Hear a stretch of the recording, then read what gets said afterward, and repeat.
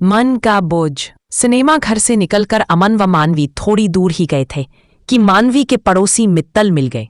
उन्हें देखते ही मानवी ने अभिवादन में हाथ जोड़ दिए। मित्तल कुछ विचित्र भाव से मुस्कुराए। कहिए, कैसी है मानवी जी? ठीक हूं। कब आ रहे हैं संदीप बाबू? अभी 4 माह शेष हैं। ओह, लगता है आप अकेली काफी बोर हो रही हैं। मित्तल कुछ अजीब से अंदाज में बोले। न जाने क्यों मानवी को अच्छा न लगा। वह सोचने लगी, पता नहीं क्यों व्यंग्य सा कर रहे थे। संदीप के सामने तो कभी इस तरह नहीं बोलते थे। क्या हुआ, पड़ोसी की बात का बुरा मान गई क्या? इतना भी नहीं समझती मनु दीदी, जलते हैं। पड़ोसी है ना, इसलिए तुम्हारी हर गतिविधि पर नजर रखना अपना कर्तव्य समझते हैं। अमन मुस्कराया। भाड़ में जाएं ऐसे पड़ोसी, मानवी तीखे स्वर में बोली। चलो कहीं बैठकर कुछ खाते हैं, बहुत भूख लगी है। अमन ने सामने से जाते ऑटो रिक्शा को रोक लिया। नहीं, घर चलो, वहीं कुछ खा लेंगे। रेस्तरां में जाने का मन नहीं है, सिर में दर्द है। ठीक है, जैसी तुम्हारी मर्जी। अमन ने ऑटो चालक से मानवी के घर की ओर चलने को कह दिया। घर पहुंचते ही सिर में बाम लगाकर मानवी ने सैंडविच व पकौड़े बनाए और फिर कॉफी तैयार करने लगी। लाओ, मैं कुछ मदद करता हूं। तभी अमन ने रसोई घर में प्रवेश किया। हाँ अवश्य, ये प्लेटें खाने की मेज पर रखो और खाना प्रारंभ करो। पर दूसरे ही क्षण न जाने क्या हुआ कि अजीब सी नजरों से देखते हुए अमन आगे बढ़ा और उसे अपनी बाहों के घेरे में कस लिया। यह क्या तमाशा है, छोड़ो मुझे। मानवी ने स्वयं को मुक्त कराने का यत्न किया, पर अमन की पकड़ कसती ही जा रही थी। अब मानवी सचमुच घबरा गई। पूरी शक्ति लगाकर अमन को धक्का देने के साथ ही उसने अपने दांत उसके हाथ में बढ़ा दिए। अमन एक झटके के साथ दूर जा गिरा। मानवी लड़खड़ाती हुई बैठक में जा बैठी। शीघ्र ही स्वयं को संभालकर अमन भी बैठक में आ गया। तनिक ऊंचे स्वर में बोला, समझती क्या हो तुम? घर आने का आमंत्रण देकर इस तरह का व्यवहार। तुम कहना क्या चाहते हो? दीदी कहते हो, राखी बंधवाते हो मुझसे, और ऐसा घटिया व्यवहार? अमन, मुझे स्वप्न में भी तुमसे ऐसी आशा ना थी। मानवी अब भी स्वयं को संभाल नहीं सकी थी। हाँ दीदी कहता हूं तुम्हें, मुंह बोली बहन हो तुम। क्योंकि किस भारतीय महिला में इतना साहस है कि किसी पुरुष को अपना मित्र कहकर लोगों को उसका परिचय दे सके? भाई बहन बनाने पर ही समाज स्त्री पुरुष संबंधों को इसी तरह सह लेता है। याद है तुमने अपने पति संदीप तथा सभी पड़ोसियों से मेरा परिचय अपना मुंह बोला भाई कहकर करवाया था, मित्र कहकर नहीं। अमन अब भी बहुत क्रोधित था। मुझे नहीं पता था कि तुम्हारे दिमाग में मुझे लेकर इतनी ऊल जलूल बातें भरी हैं। तुमने यह भी नहीं सोचा कि मैं विवाहित हूं, संदीप की अमानत हूं, जिसे जीजाजी कहते तुम्हारी जबान थकती नहीं। मानवी आंसुओं के बीच बोली। विवाहिता? संदीप की अमानत? उससे क्या अंतर पड़ता है? इसी से तो समाज में तुम्हें मनमानी करने की छूट मिल जाती है। मेरे मुंह से अपनी रंगरूप की प्रशंसा सुनकर तुम कैसे पुलक हो उठती हो? अपनी प्रशंसा से प्रसन्न होकर तुम्हारे चेहरे पर आने वाली लाली क्या मेरा भ्रम मात्र थी? बोलो। अमन, बहुत हो गया। तुम इसी समय मेरे घर से निकल जाओ। मैं भविष्य में तुम्हारी सूरत भी नहीं देखना चाहती। मानसी स्वयं पर नियंत्रण खोकर चीख उठी। एक क्षण को तो अमन भी बौखला गया।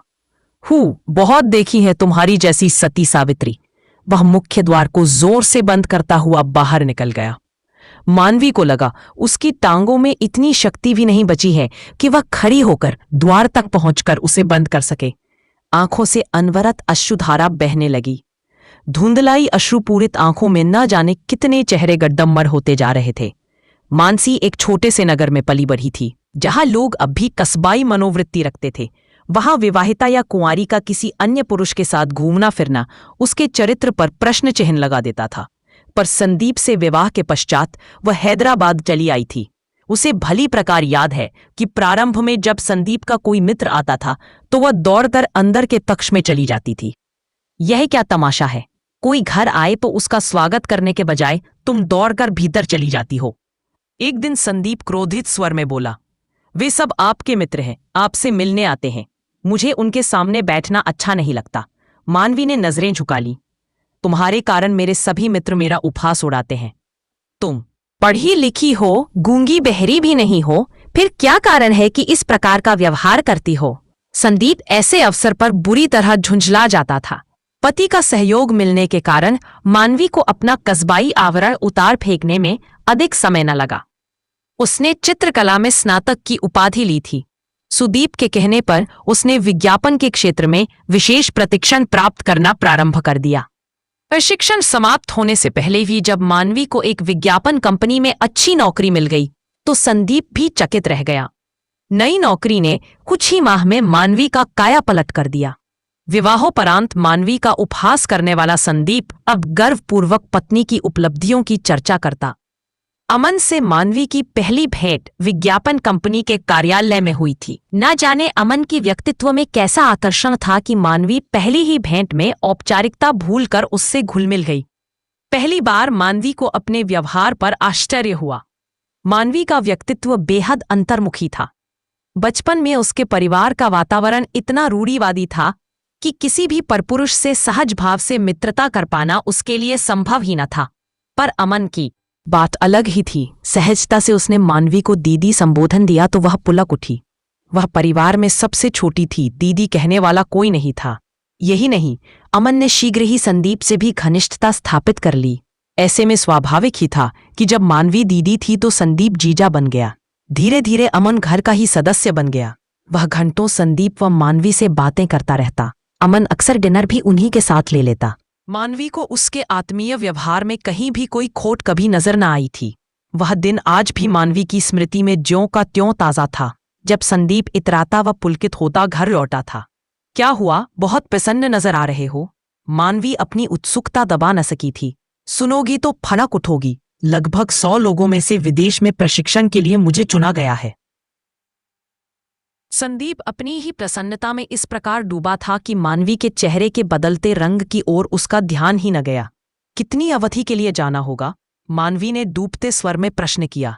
1 वर्ष के लिए। क्या बात है, तुम्हें प्रसन्नता नहीं हुई? संदीप ने मानो मानवी के मनोभावों को पढ़ लिया। मैं इतने लंबे समय तक अकेली नहीं रह पाऊंगी। मानवी ने अपने मनोभाव प्रकट किए थे। क्या गनवारों जैसी बातें कर रही हो? अब तुम छोटे से कस्बे से आई अबोध मानवी नहीं हो। अब तो तुम आत्मविश्वास से भरपूर आधुनिका हो जो स्वयं अपने पैरों पर खड़ी है। नहीं, मैं अकेली 1 वर्ष तक यहां नहीं रह सकूंगी, मानवी ने घोषणा कर दी तो संदीप सोच में पड़ गया। उसके व मानवी के परिवार में कोई भी तो ऐसा नहीं था जो आकर 1 वर्ष के लिए उसके साथ रह सकता। पर अमन ने अपने अकाट्य तर्कों से न केवल संदीप को आश्वस्त किया बल्कि मानवी को भी अपनी भावी योजना बदलने को प्रेरित किया। मनो दीदी, तुम्हें डर किस बात का है? कितना अच्छा पड़ोस है, सुरक्षा की कोई समस्या ही नहीं। आवास योजना के अधिकारी काफी चुस्त दुरुस्त हैं और मैं हूं ना तुम्हारी सहायता के लिए। अमन के स्वर ने उसे पूर्णतया आश्वस्त कर दिया था। संदीप के जाने के बाद अमन ने उसकी प्रतिदिन की जिम्मेदारियों को अपने कंधों पर ले लिया। सच तो यह था कि अमन ने एक दिन के लिए भी संदीप की अनुपस्थिति या अकेलापन उसे महसूस न होने दिया। पर आज जो हुआ उसके लिए मानवी तनिक भी तैयार नहीं थी। मानो किसी ने अचानक उसे उठाकर तेल की खौलती कड़ाही में फेंक दिया हो। न जाने कितनी देर तक उसके आंसू अनवरत बहते रहे, मानो मन का सारा गुबार आंखों की राह ही बह जाना चाहता हो। जब आंसू स्वतः ही सूख गए तो बहुत साहस करके वह उठी। सैंडविच और पकौड़े खाने की मेज पर यूं ही पड़े थे, पर उसकी तो भूख ही उड़ चुकी थी। किसी तरह पानी के कुछ घूंट गले से उतार कर वह बिस्तर पर जा पड़ी, पर नींद उसकी आंखों से कोसों दूर थी। मानवी को बचपन में माँ द्वारा दी गई हिदायतें याद आ रही थीं। माँ ने उसे व उसकी बहन को सदा यही समझाया था कि किसी पर भी आंख मूंदकर विश्वास मत करो। इस संसार में ज्यादातर लोग अवसर का अनुचित लाभ उठाने से नहीं चूकते। माँ अक्सर बात बात में कहती थी कि यदि स्त्री के मन में खोट न हो तो किसी पुरुष का साहस नहीं कि उस पर बुरी नजर डाल सके। मानवी के मन में बार बार एक ही बात आ रही थी कि क्या अमन के ऐसे व्यवहार के लिए वह स्वयं ही उत्तरदायी है? वह जितना भी सोचती उतनी ही उसकी अपने प्रति घृणा बढ़ती जाती। अमन भी तो उस पर लांछन लगाकर अपमानित कर गया था। यह सच था कि अमन अक्सर ही उसके सौंदर्य की प्रशंसा किया करता था और वह सुनकर पुलक उठती थी, पर उसका अर्थ सदा उसने यही समझा था कि सौंदर्य होता ही प्रशंसा के लिए है। सच तो यह है कि बचपन से ही उसे अपनी सुंदरता की प्रशंसा सुनने की आदत पड़ी हुई थी। सो उसे अमन की प्रशंसा में कुछ भी खोट नजर न आई थी। पर अब उसे लगा शायद अमन बार बार उसके सौंदर्य की प्रशंसा करके स्त्री की सबसे बड़ी कमजोरी का लाभ उठाना चाहता था। संदीप ने भी तो उसके सौंदर्य पर रीझ कर इसे अपनाया था, पर विवाह के बाद कभी उसकी प्रशंसा के पुल न बांधे। शायद उसने कभी उसे अनावश्यक रूप से प्रसन्न करने की आवश्यकता न समझी थी। वैसे भी संदीप अंतर्मुखी प्रवृत्ति का व्यक्ति था। व्यर्थ का दिखावा करना उसकी आदत में शुमार न था। क्या इसीलिए अनजाने ही अमन से उसकी घनिष्ठता बढ़ती चली गई थी? मानवी को आश्चर्य हो रहा था कि संदीप ने कभी इस घनिष्ठता पर आपत्ति नहीं की थी। करता भी क्यों? वह बेचारा कहाँ जान पाया होगा कि अमन का दीदी संबोधन केवल दिखावा है। पर वह स्वयं इस छलावे से छली गई थी, यह तो उससे वो अधिक आश्चर्य की बात थी। रात भर इन्हीं सब विचारों के तूफान में डूबते उतराते कब वह सो गई, उसे पता ही न चला। सुबह काम वाली बाई और दूध वाले ने द्वार की घंटी बजाई तो उसे लगा कि दिन काफी चढ़ आया है। किसी तरह पैर घसीटते हुए उसने दरवाजा खोला। क्या हुआ मेम साहब, अभी तक सो रही है? तबीयत खराब है क्या? हाँ, सिर दर्द से फटा जा रहा है। आज दफ्तर से छुट्टी ले लूंगी, जाने का मन नहीं है, मानवी धीरे से बोली। सिर दबा दूं क्या? चंदा ने पूछा। नहीं, तुम दूध गर्म करके मेरे लिए कुछ नाश्ता बना दो। कल रात को भी कुछ नहीं खाया था, शायद इसीलिए तबीयत खराब हो गई। उसने चंदा को हिदायत दी। मानवी जब तक तरोताजा होकर लौटी, चंदा ने नाश्ता मेज पर सजा दिया था। चंदा दोपहर में आकर भी हालचाल पूछ गई थी। यों शारीरिक रूप से मानवी स्वस्थ ही थी, पर मानसिक रूप से अमन के व्यवहार ने उसे पंगु बनाकर रख दिया था। तीसरे दिन भी मानवी की वही दशा थी। दिन ढलने तक वह बिस्तर पर ही पड़ी थी। अचानक द्वार की घंटी बजी। दरवाजा खोला तो सामने उसकी सहयोगी शोभा खड़ी थी। शोभा दीदी। उसे देखते ही मानवी उससे लिपटकर फूट फूट कर रो पड़ी। क्या हुआ मानवी, खैरियत तो है? मैंने सोचा तुम 3 दिनों से कार्यालय नहीं आई, इसलिए मिलने चली आई, शोभा आश्चर्यचकित सी बोली। जरा सी सहानुभूति पाते ही मानवी के अंदर जमा लावा बह चला। आंसुओं के बीच सिसकते हुए उसने अमन और उसके बीच घटी पूरी घटना कह सुनाई। बड़ी मूर्ख है तू भी, इतनी सी बात के लिए आंसू बहा रही है। जिस तरह तुम्हारी व अमन की घनिष्ठता बढ़ रही थी, ऐसा कुछ होना कोई आश्चर्य की बात तो नहीं थी। शोभा ने अपनी राय दी। क्या कह रही हैं शोभा दीदी? मानवी चौंकी थी। चाहे तुम्हें बुरा भी लगे, पर मैं सच ही कहूंगी। जब सारे कार्यालय में तुम्हारे व अमन के घनिष्ठ संबंधों की चर्चा हो रही थी, तब तुम उससे अनजान कैसे बनी रही? आपने पहले मुझसे कभी भी कुछ नहीं कहा। मानवी आश्चर्यचकित थी। ऐसे अवसरों पर कहने सुनने का कोई विशेष प्रभाव नहीं होता। हर व्यक्ति अपने व्यक्तिगत अनुभवों से ही सबक लेता है। मुझे लगा कि यदि मैं कुछ कहने का प्रयत्न करूं भी तो शायद तुम उसका गलत अर्थ निकाली। फिर मैंने सोचा कि संदीप के आने पर खुद ही अमन से तुम्हारी घनिष्ठता कम हो जाएगी। क्या कहूं, मुझे तो स्वयं पर ही शर्म आ रही है। मैं संदीप को क्या मुंह दिखाऊं? मुंह दिखाऊंगी।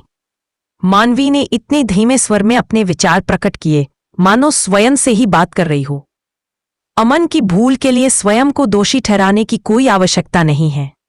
मैं तो तुम्हें केवल यह समझाने का यत्न कर रही हूं कि हम महिलाओं को पुरुषों से मित्रता की सीमा रेखा अवश्य रखनी चाहिए।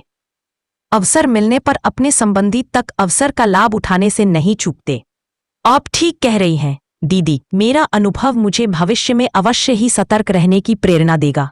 पर अभी मैं क्या करूं? संदीप भी यहां नहीं है। वाह, ये खूब रही। तुमसे दुर्व्यवहार करके भी अमन प्रतिदिन कार्यालय आता है, सबसे सामान्य व्यवहार करता है। क्या पता तुमसे अपने घनिष्ठ संबंधों की चर्चा वह अपने साथियों से भी करता हो। फिर तुम क्यों मुंह छिपाए घर में पड़ी हो? कल से कार्यालय और घर में सामान्य कामकाज प्रारंभ करो। संदीप से छिपाने जैसा भी इसमें कुछ नहीं है, बल्कि उसे तो गर्व ही होगा कि थोड़े से साहस से काम लेकर तुम एक दुर्घटना से बच गई। शोभा ने मानवी को समझाया। कुछ जलपान करके वह मानवी को समझा बुझाकर शोभा चली गई। जाते जाते यह भी कह गई कि उसकी होते हुए उसे घबराने या चिंता करने की आवश्यकता नहीं है। रात भर उधेड़ बुन में खोए रहने के बाद मानवी ने निर्णय ले ही लिया कि निर्दोष होते हुए भी भला वह अपराध बोध को क्यों ढोए। उसने तो अमन को केवल भाई समझा था। यदि वह एक भाई की गरिमा को नहीं समझ सका तो इसमें उसी का दोष है। कार्यालय पहुंचकर एक क्षण को तो उसे ऐसा लगा मानो सभी की निगाहें उसी पर टिकी हैं। पर शीघ्र ही सब कुछ सामान्य हो गया। शाम को कार्यालय से छुट्टी होने के बाद वह बस स्टॉप पर खड़ी थी कि अमन का स्कूटर आकर रुका। आइए मनु दीदी, मैं आपको छोड़ दूं। वह बोला तो मानसी का मन हुआ उसका मुंह नोच ले। यह संबोधन तुम्हारे मुंह से शोभा नहीं देता। मैं तुम्हारी सूरत भी नहीं देखना चाहती, मानवी तीखे स्वर में बोली। ओह, तो आप अभी तक नाराज हैं? हमारी मित्रता क्या ऐसी छोटी मोटी बातों से समाप्त हो जाएगी? अमन धृष्टता से बोला। छोटी मोटी बात कहते हो तुम उस घटना को? उत्तर में अमन पर मानवी ने ऐसी आग्नेय दृष्टि डाली कि वह एक क्षण के लिए भी वहां न रुक सका। मानवी घर पहुंची तो द्वार खोलते ही सामने संदीप का पत्र दिखाई दिया। उसने शीघ्रता से लिफाफा खोला। पत्र में संदीप के मोती जैसे अक्षर चमक रहे थे। प्रिय मानवी, तुम्हारा पत्र पढ़कर आज मेरा सिर गर्व से ऊंचा हो गया है।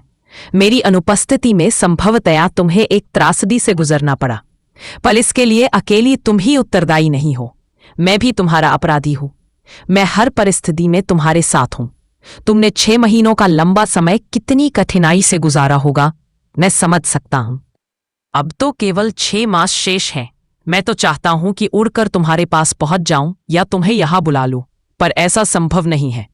तुम चाहो तो छुट्टी लेकर मायके जा सकती हो। मेरे माता पिता तो है नहीं, वरना मैं तुम्हें वहीं जाने की सलाह देता। तुम अपना निर्णय लेने को स्वतंत्र हो। मैं हर परिस्थिति में तुम्हारे साथ हूं। तुम्हारा संदीप। पत्र पढ़कर मानवी देर तक रोती रही। उसे ऐसा महसूस हुआ मानो मन का बोझ आंखों की राह बह जाना चाहता हो और पत्र के माध्यम से संदीप स्वयं उसे सांत्वना देने चला आया हो। संदीप का विचार मन में आते ही उसने आंसू पोंछ डाले और मन को दृढ़ किया। उसे ऐसा लगा जैसे शरीर में नए उत्साह का संचार हो रहा हो। वह सोचने लगी, उसका संदीप उसके साथ है तो वह किसी भी परिस्थिति का साहस से सामना कर सकती है। क्यों डरे वह किसी से? क्यों जाए कहीं? इसी घर में संदीप के इसी प्यार के साथ वह 6 महीने भी काट लेगी।